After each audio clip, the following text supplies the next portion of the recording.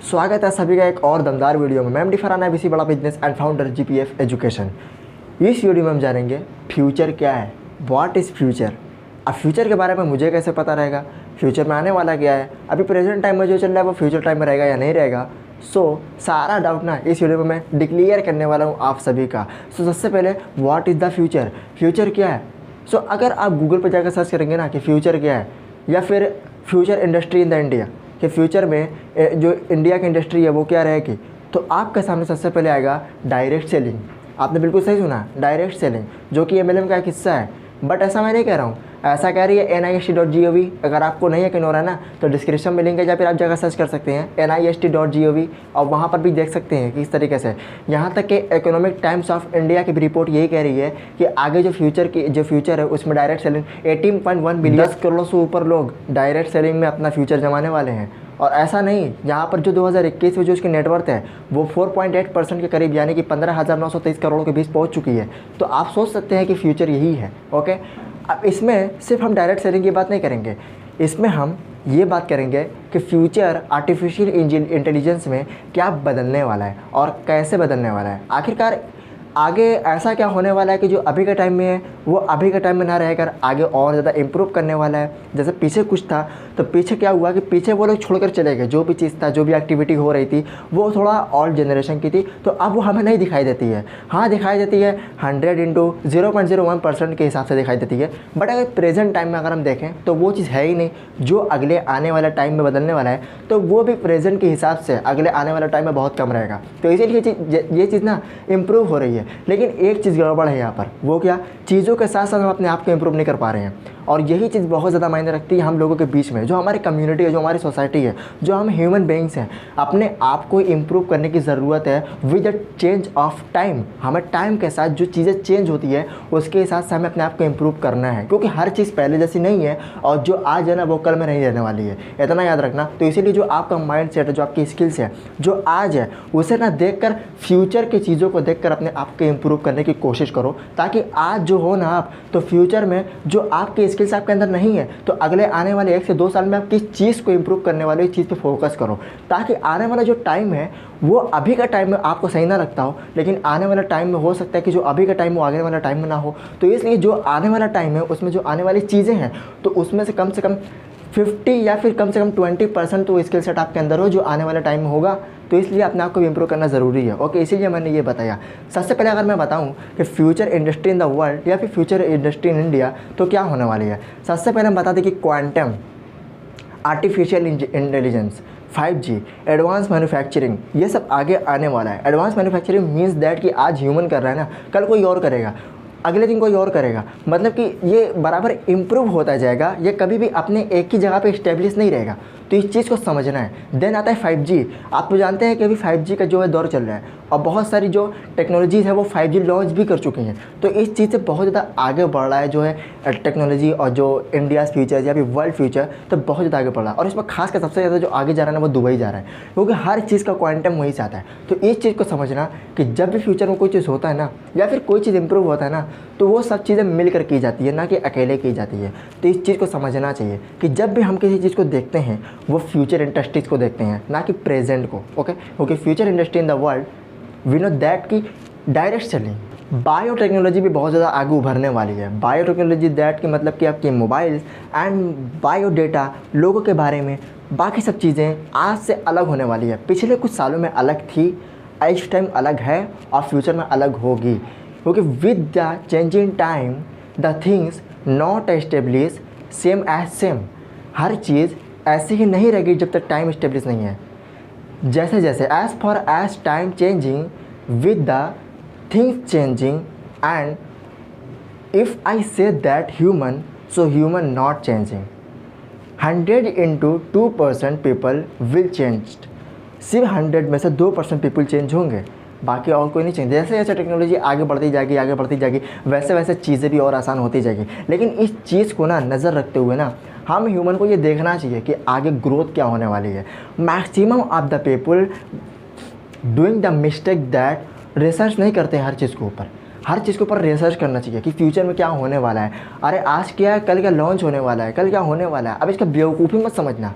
ये आपके IQ level को मजबूत करता है। इंटेलिजेंस आपकी IQ लेवल को मजबूत करता है कि आप कितनी इस चीज़ को डीपली लेते हैं, और जब आप इस चीज़ को समझते हैं ना तो आप भी फ्यूचर में ना कुछ बन जाते हैं, क्योंकि जैसा सोचोगे वैसा बनोगे। ऐसी कहावत नहीं है, रियलिटी है, that is experience of my personal life. Okay, तो इस चीज़ को देखो कि आप फ्यूचर का देखो कि what is the growth in future, कि फ्यूचर में क्या ग्रोथ होगा, कैसे होगा, क्या आने वाला है, क्या चीज़ नहीं आने वाला है। अब ऐसा मैं कैसे कह रहा हूँ, क्या मैं अपनी बात कह रहा हूँ? The answer is no.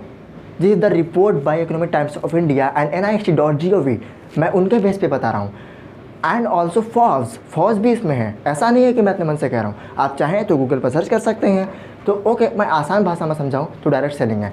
And direct selling के अंदर दो तरीके की आती है, पहला SLM, दूसरा MLM। पहला SLM मतलब सिंगल लेवल मार्केटिंग।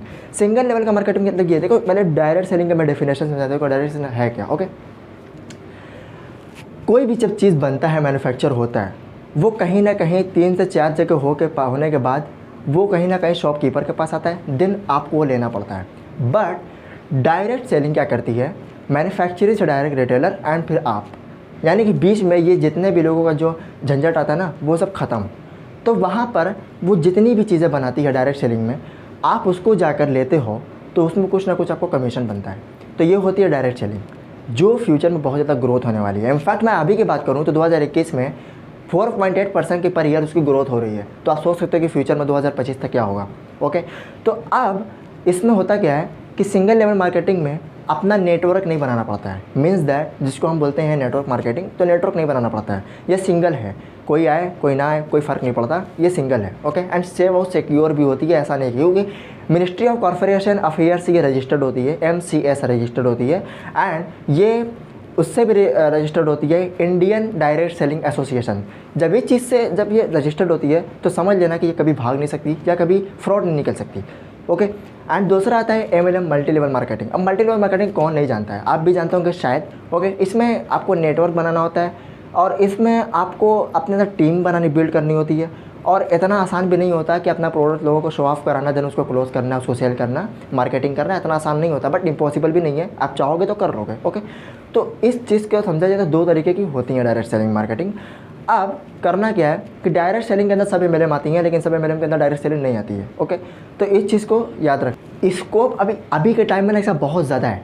अब जो लोग इनफॉर्मल एजुकेशन नहीं लेते हैं, मीन्स दैट कि टेक्नोलॉजी से गूगल पर, यूट्यूब पर, ट्विटर पर, लिंक्डइन पर, ये सब पर नहीं है ना, तो इन सब चीज़ों के बारे में उन्हें नॉलेज नहीं रहेगी और वो यही बोलेंगे कि ये मैं नहीं कर सकता।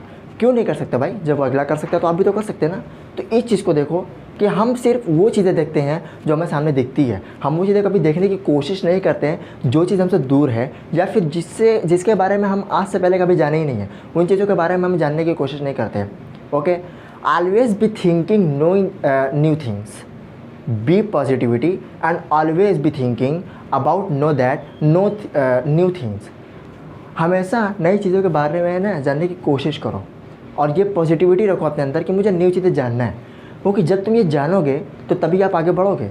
अब बताओ यार, कोई पिछले ज़माने से लेकर आज तक वही चीज़ें बता रहा है, वही चीज़ें दिखा रहा है, तो उसके बाद कौन सुनेगा और वो ग्रोथ क्यों करेगा? आप ही बताओ, ग्रोथ क्यों करेगा?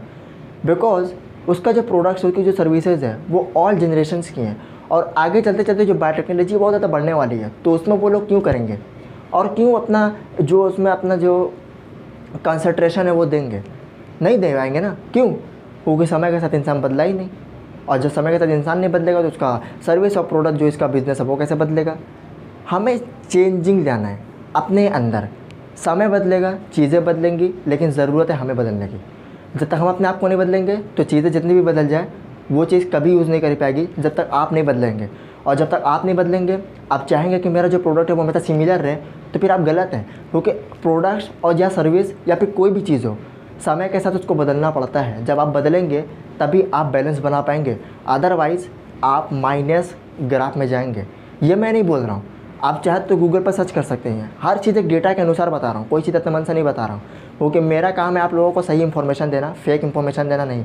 ओके, सो इस चीज़ को देखा जाए तो मैं आप सभी के सामने ये चीज़ रखने वाला था कि what is the industry of future and what is the future industry in India. Okay, तो इस चीज़ को मैं रखने वाला था, आप जाकर भी सर्च कर सकते हैं। ये NIST.gov and economic Times of India के रिपोर्ट्स है। अब हमारा जो अगला वीडियो है ना, वो आएगा फ्यूचर जॉब के ऊपर। बहुत ही सटीक वीडियो रहेगा फ्यूचर जॉब को, फ्यूचर जॉब होती क्या है और फ्यूचर जॉब है कितनी, आपको फ्यूचर जॉब में क्या क्या करना पड़ेगा, क्या क्वालिफिकेशन रहेगी, सारा चीज़ें I will clear in next video. So आपको वीडियो लास्ट देखने के लिए, चैनल को सब्सक्राइब और वीडियो को लाइक करने के लिए थैंक यू।